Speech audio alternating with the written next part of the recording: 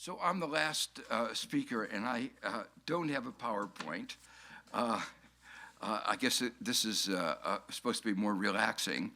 I want to first begin by congratulating Ned and the center on this 21st anniversary of the center, which has become, in that 2 decades, the premier center for thinking about the role of capitalism in our society. I think the name of the center is very evocative, and it is disappointing that there aren't more centers around the world thinking about this issue, approaching it from a multidisciplinary way. We've had presentations from very different, from philosophy, from cultural studies, and understanding capitalism in a very broad sense. And the breadth of that reflects not just the standard economic model, and I'll have a lot to say about that later. It's been engaged in debating the fundamental issues of how various economic forms affect not only economic performance narrowly defined, but societal well-being broadly understood. And I want to emphasize that it's about, in the way sometimes in the political rhetoric I say, society. The economy is not supposed to, individuals are not supposed to serve the economy. The economy is supposed to serve society, and that we want to construct an economy that reflects what is best for our society in a very broad way.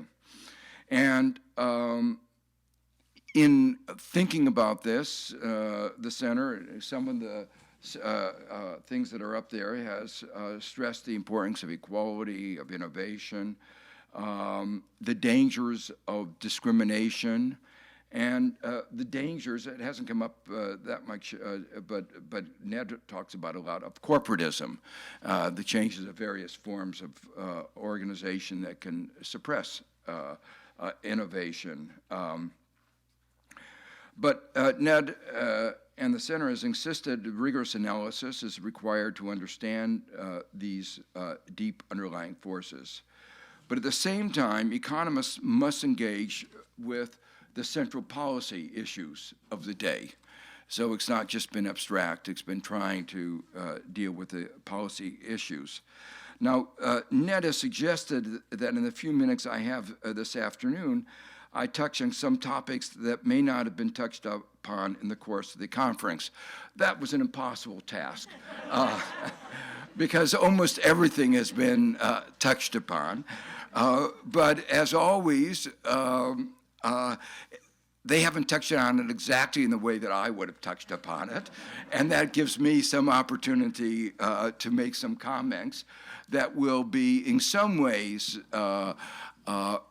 repetitious or echoing what's been said before, but hopefully put into somewhat different context. And in the limited amount of time, and I haven't checked the time, that says 00, but I think that must not be right.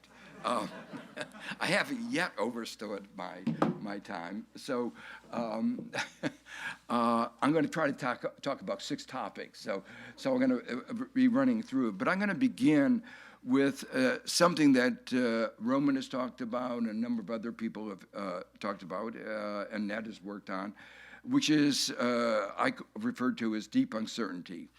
The pandemic and the crisis of 2008 illustrates the deep flaws of models based on rational expectations, which have played a central role in economics for the last several decades. In those macroeconomic models, the only source of uncertainty is technological shocks with known distributions where the structure of the economy is fully known. The last talk that we had just from Jeff illustrates the fact that we don't know a lot about things that are really important. We don't know what will happen if we have a little thing like 3 degrees climate change. And, but we do know that it could have very big effects.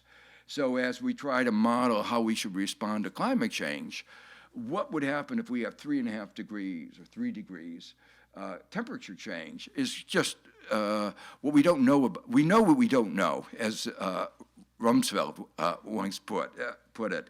But economists have been remarkable in not knowing that we don't know, and have assumed that we know everything, and that actually has profound effects. And I think, when I think about what is deeply wrong about Nordhaus's work and the IAMs, the integrated assessment models, I put that really high on the list of things that I think are wrong. The notion in macroeconomics, this is also a really big problem. The notion that well, first of all, we repeatedly face new shocks. There are events that are the most important and most momentous. The crisis of 2008 was not anticipated. The pandemic was not anticipated. The election of Trump was not anticipated.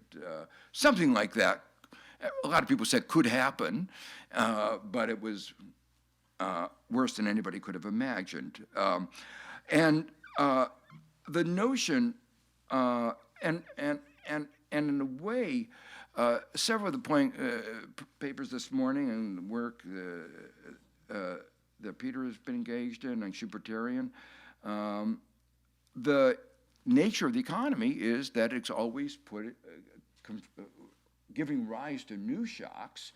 We can't fully know changes in technology, because if we knew it, we would have already had it. So it's intrinsically the case that there's going to be things we don't know. And the remark that was made by our philosophers saying that some of the most important changes are changes in values, those are also unpredictable. And the ones that are most interesting are those that give the largest conflicts to what our previous values were, that are the most dramatic. So the nature of any economic system, and particularly capitalism, is that there are always going to be these shocks. It's intrinsic to the model. And so again, to criticize some of my colleagues, that work, which is based on DSGE, dynamic stochastic general equilibrium models, and I'll come back to that, are intrinsically not able to deal with the problems that are most important in our society and a capitalist economy. And the notion that is very deep in these models, that there would be common knowledge, which is a formal idea that everybody shares the same probability distributions. And there's an interesting mathematical work on that. But that notion that there be that common knowledge is really absurd. It's not only absurd, it leads to a different kind of economics. That is to say, economies with dispersions of beliefs behave fundamentally different from economies in which everybody has common knowledge. That dispersion of beliefs gives rise to trades, Beck's.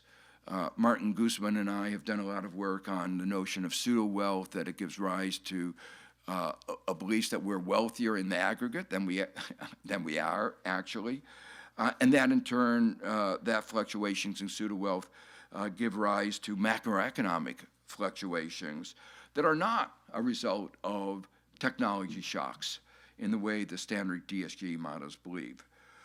Put in another way, the economy cannot be described by a stationary stochastic process. And when we start thinking about how do we as individuals behave in that kind of environment, this is the kind of work that Eric has done a lot of work on, the kind of models, decision theory models that assume we have all that just don't work very well. Now, admittedly, we don't really have fully developed, this is I think, one of the areas, interesting areas for research is how people behave, ought to behave, how societies do behave or ought to behave in the context of this deep uncertainty, and I'm going to come to that in a second. But to me, I think this is really one of the most important areas. One of the implications of it is that the key issue in responding to many of these events is how do we respond to risk? What kinds of precautionary behaviors do we want to build into our lives? And that is fundamentally different from the intertemporal maximization problems that are at the center of the integrated assessment models and at the center of the DSGE models. They've focused on intertemporal allocation. And what I'm suggesting is that in these moments which keep confronting us of deep uncertainty, it's really how we respond to precautionary behavior, respond to that kind of risk, and understanding that is really first order importance. Just as one example of that, in the pandemic, one of the things that happened was the second quarter of 2020, the savings rate in the United States increased to around 25% for a country where normally the savings rate is 0 or 5%. You cannot explain that by intertemporal maximization. And for those at the top, the savings rate went over 40%. So that was the average savings rate. So you know something else is going on. They're not solving that integral maximization problem. There was something else going on driving behavior. Well, so this in turn means that we have to have a different framework for policy making. So, for instance, one of the important aspects that discussed in previous conferences here is that in monetary policy, they often talk about the importance of commitment, because the key issue they face is, if they're worried about, is inflation, and commitment is the way you reduce inflation. The problem is, with commitment is the danger is you make a commitment to the wrong world, to the wrong model. So the first beginnings of this discussion of commitment was when monetarism was the prevailing doctrine. The view of Milton Friedman that the velocity of circulation, this is so old that many of the younger people here never heard of these ideas. You're better off because you've never, but there's so many bad ideas you can learn. We've been teaching you one set of bad ideas, and I don't want to clutter your mind with another set of bad ideas, but for the elderly people here, monetarism was one of those. And it was all based on the belief that the velocity of circulation of money was fixed. And that became a dominant policy doctrine just when the evidence was that it was not true. And if you think of a world, if you believe that world and you made a commitment based on a model for which that was the central tenet, you were tethering yourself to a really bad model. So the question is, you want some commitment, but you don't want too much commitment because you know that you don't know. And that means that you have to be able to adapt to a different world. Well, that means that I wish John Paul were here in person. He gave a good criticism of the European macroeconomic framework with its commitments to 2% inflation, 3% deficit, 60% debt. That is a really dangerous framework for policymaking when the world changes and events happen that you could not have anticipated. Just to give a little advertising, I've been doing a little work. Peter Orszag, Bob Rubin, and I have written a paper about how to respond to this. And the paper is as interesting from the fact that the three of us were able to write a paper together as it is of what we said. But what we said was that in this kind of world with deep uncertainty, you cannot use these top-down anchors, and that there are still some things that you know with a higher degree of certainty. So that, for instance, you know that if there is a high level of unemployment, you will want to have unemployment insurance. You don't want people to starve, almost surely. Yeah, it may be that an event will happen where that's the best policy, but almost surely you don't. So the argument that we put forward is that you want to incorporate into your policy frameworks automatically the things that you know you will almost surely want, and that leaves policymakers time to focus more on discretion in the areas that are distinctive. So it focuses on the greater use of automatic stabilizers. Those are almost surely going to work, but then at the same time leaving more scope for discretion. Well, I've seen that my time has gone faster than I had anticipated, and so I'm going to just go through very quickly some of the other topics. The second topic I wanted to talk about is related in this, is the use of equilibrium models versus evolutionary models. Economists like equilibrium models, but in the world that I just described, equilibrium is not really likely to be a good description of the economy or a good framework for policy. And so when I criticize dynamic stochastic general equilibrium models, the part of it that I really criticize is the equilibrium assumption. And what's so bad about that is that it assumes that the economy is in equilibrium, then gets disturbed in 2008, 2020, 2016, Brexit, you keep listing. And the moment after that, everybody in the economy believes we're back on an equilibrium path, never to be disturbed again. It takes a kind of cognitive dissonance that you can have this kind of framework where you constantly are disturbed and then you constantly then proceed as if you were never going to be disturbed again. Now, I think evolutionary models give a lot better insight, but we haven't developed those as well.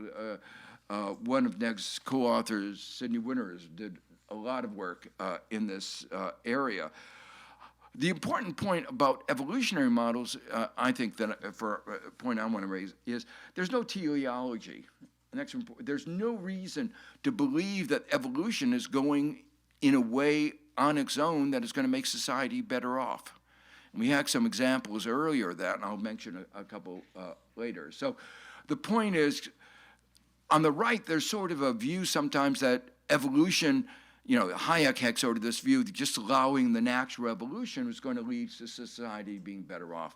There's no presumption of that, and there's a lot of presumption that that's not the case. Now, that relates then to the next topic I want to talk about, which is the nature of innovation and importance of dynamism, which the Center and Ned have stressed. But I want to go back for a second to the old economics, which is the first and second welfare theorem of economics, which is what we focus most of our teaching on. And that assumes that there is no change in technology, there's no endogenous innovation at all, and assumes that markets are competitive and individuals have perfect information. My own work was with Bruce was on that once you drop any one of these assumptions, you don't get the first theorem anymore. And as we once put it, the reason the invisible hand is invisible is that it's not there. And so there's no reason to believe that the market is efficient. But I want to highlight that, that the way, this echoes a little bit Jean-Paul's remarks, that we begin with the first and second welfare theorem, and that creates a presumption that the market's efficient. But if we look around about many aspects of capitalism in the 21st century, we start thinking about a darker side of capitalism and a darker side of innovation. The opioid crisis, the food companies that have created an epidemic of childhood diabetes, the financial sector, the fossil fuel industry. We can go through sector after sector, and we can see many instances in which innovation and the strive for making profits does not lead to societal well-being. And one of the things that I liked about Peter's discussion is evidence that the competitive model, which is at the core model of what economists talk about, is no longer a good description of much of the American economy. And, Bruce in his work has been emphasizing that we're moving to a service sector economy where it's going to be even less competitive. So that the basic tool, and I jokingly say, the business school, what we try to teach what we teach our students, Warren Buffett put it very graphically. He says, that around corporations, there's a moat, and if there's a wide enough moat, even your idiot nephew could run the company. And what we try to teach in the business school, and what Warren Buffett says he instructs his executives to do, is to make that moat bigger and bigger. And we try to teach them how to do that without going to prison. And so, but that is really the darker side of innovation and the darker side of capitalism. And there's been a lot of innovation in the exercise of market power, in extending market power. If you look at some of the really clever contracts that are designed by companies like Visa, Sabre, they're really works of art of being able to maintain that moat. So you might say, there's natural forces for competition. Yes, but you design contracts that can be sustained as a national equilibrium until the government says they are anti-competitive, and they do maintain an enormous amount of monopoly power. And, this a question I would have asked, Peter, is exactly, there has been this natural tendency of the market in striving to make more profits is not only, not only to make better products, and that is the kind of thing that Ned has emphasized, the positive side, but there's also the negative side, which is the ability to entrench your profits and make more profits, including by exploiting others. And that there are lots of ways. There's been a lot of innovations in exploitation. And just to mention one, in the area of artificial intelligence and the social media, gathering information, being able to have discriminatory pricing, not perfect discriminatory pricing, because perfect discriminatory pricing would be Pareto efficient, but in between being able to extract more of the consumer surplus, and that distorts the market economy. What we haven't really fully talked about as much as we should is that the precept of the first welfare theorem, which is that everybody have the same price, has been undermined by innovation in the 21st century so that everybody now has a different price. So the whole idea that there is a single price, that everybody faces the same marginal rates of substitution, is no longer true in at least parts of our economy. So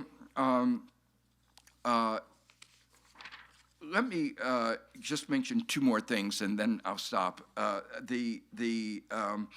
One aspect of this that is particularly disturbing is, when I did my work, and Bruce and some other people, on the economics of information, we didn't focus as much on the problem of disinformation and misinformation. Bruce and I wrote one paper on fraud, but it was one paper, and we thought we'd have laws about fraud, and we understood why it was important to have those laws to stop disinformation. But we now live in a world in which that's part of the business model of one of the most important sectors of our economy. And I think that illustrates the principle that innovation can be not only disruptive, but negative, not benign in any way, and raises, I think, very deep regulatory problems of how do we deal with it. And I think that's one of the most exciting areas going forward.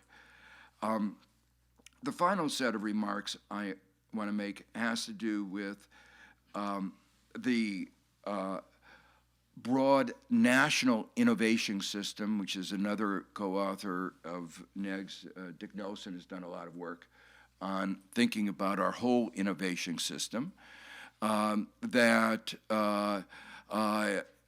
as we think about our whole innovation system, we talked about part of it has to do with capitalism, but it's also basic research by government, the rules the government provides about when you have patents, what is an abuse of a patent.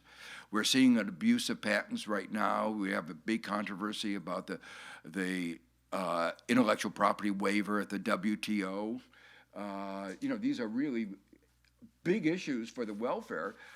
There is a considerable amount of evidence that the patent system is going to cost us trillions of dollars.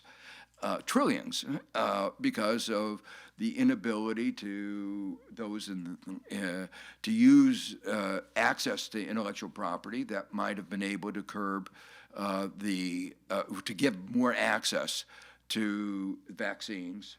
Only 4% of those in the developing world have access to vaccines, and IPR is one, not only one, but is a major impediment to the spread of those vaccines.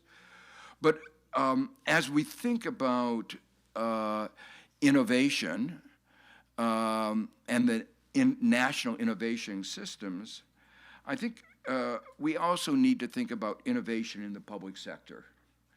And that the public sector is an important part, not only the public sector, I would say the not-for-profit sector as well, of which we are a part. Columbia University is not part of we're part of the capitalist system in a broadly understood way, but a lot of the innovation goes on in our universities, but also in government. And we have also innovation in our institutional arrangements. And I think we want to make sure that we keep a broader perspective on this innovation. I was very pleased that Peter mentioned the Agricultural Extension Service, which was the primary way in which we had innovation in the 19th century, an economy in which agriculture was the central sector. It was government innovation, including this organizational innovation, that played a big role in the increase in America's standard of living. And now I think we need to think more about how we can create more innovation in the public sector. One of those that I've written about in my last book, People, Power, and Profits, is the public option as a way in which we have another provider of healthcare, student loans, mortgages, retirement products, that provides more choice, more competition, particularly in areas where we are confronting limitations in competition, as we heard about earlier, and more variety. So I just present that as an idea of as we think about dynamism in our society, in our economy, the role of the public sector and innovation in the public sector, I think needs to be incorporated. So let me conclude with, again, congratulating Ned and the Center for providing a forum, a space for us to assess and reimagine capitalism in the 21st century. As we strive to construct a social, political, and economic system that is inclusive and sustainable, fair, and efficient, that allows all individuals to fulfill their aspirations and potential, we need more discussions and dialogue of the kind that the Center has fostered for 20 years. Thank you, Ned. Thank you.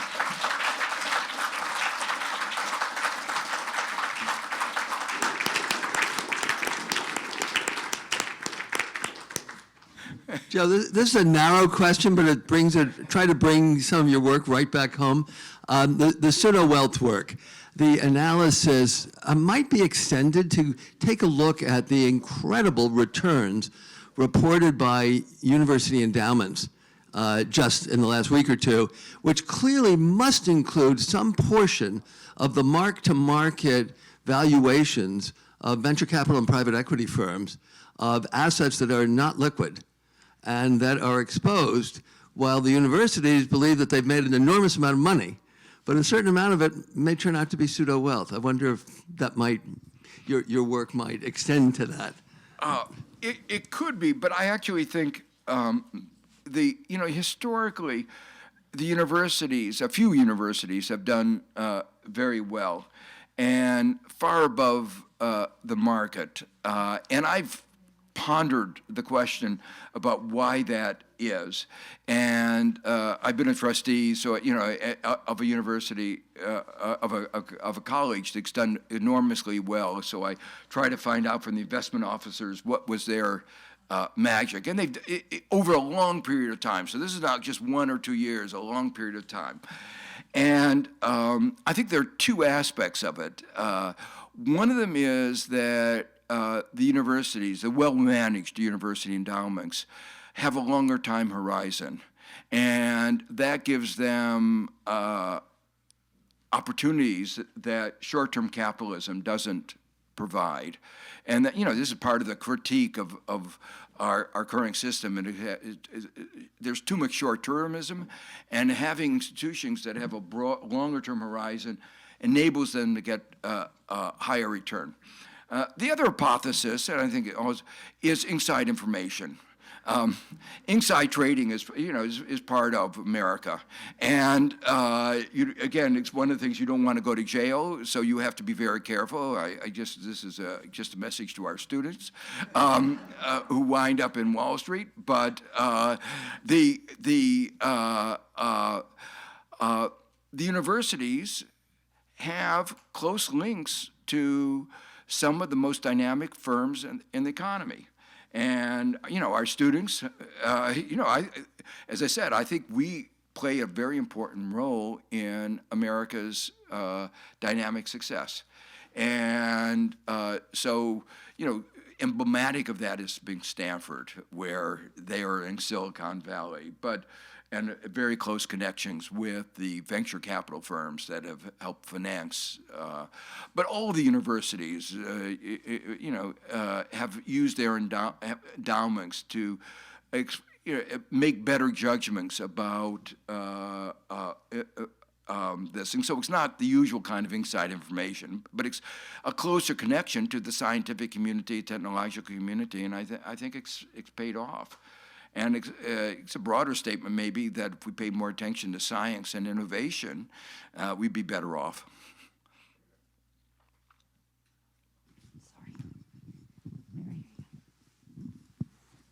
Thank you. I'd be very interested in your comments on a couple of suggestions that John Rawls made. One was that he questioned the possibility of a just capitalist society, and he picked up the idea from James Mead of what he called a property-owning democracy. And I'm not sure how that could ever come about, but I wonder I think too much is sometimes made of his rejection of capitalism, but he was concerned about so many of the things that have transpired in the development of capitalism, especially the control of government by big money interests. And so that's one idea. And also near the end of his life, he called for government to take the role of employer as last resort. I wonder what you think of that idea as well. Yeah. So let me begin with that because that's the easier question. I actually think that, and I talk about this in my last book about the government playing that role. That we have, to a large extent, relied on indirect mechanisms. We say we passed a law in 1946 saying we're committed to full employment, but we use indirect mechanisms of monetary and fiscal policy, and those have failed, particularly for minority groups and for certain. So my view is, and what I say there is that if those instruments fail, that the right answer is that we ought to do that. India has done that in its rural employment guarantee schemes to a limited extent, but been very effective in my judgment. So I think, and I think that's much better than a UBI, Universal Basic Income, because as I look particularly at the problems of climate change, caring for elderly, there's so much work that needs to be done, and people who want to do work, there's dignity in work, and all of that leads to the conclusion that there's a failure in some aspect of the market mechanism to link people who want to work and work that needs to be done, and if the market doesn't do that, then the government needs to step in. On the broader issue, I have a lot of sympathy with Rawls' perspective, and that goes to the, we've been talking about the way the market performs, behaves, capitalism, but key is the rules of the game. And I explored that in a book where we talk about how the rules of the game matter for the performance of the American economy, and another book on the European economy. And the rules are set by a political process. And I mean the rules in a very broad way, including the conduct of monetary policy, whether you have industrial policy or not, the patent system and how you implement it. All of these grungy details have first-order effects on the way the system performs as a whole. But those rules are set in a political process.